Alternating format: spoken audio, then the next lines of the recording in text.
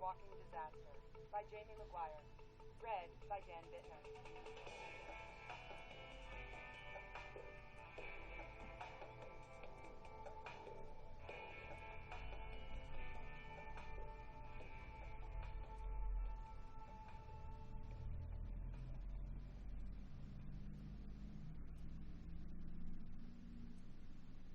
Prologue. Even with the sweat on her forehead and the skip in her breath, she didn't look sick. Her skin didn't have the peachy glow I was used to, and her eyes weren't as bright, but she was still beautiful. The most beautiful woman I would ever see. Her hand flopped off the bed and her finger twitched. My eyes trailed from her brittle, yellowing nails up her thin arm to her bony shoulder, finally settling on her eyes. She was looking down at me, her lids two slits just enough to let me know she knew I was there.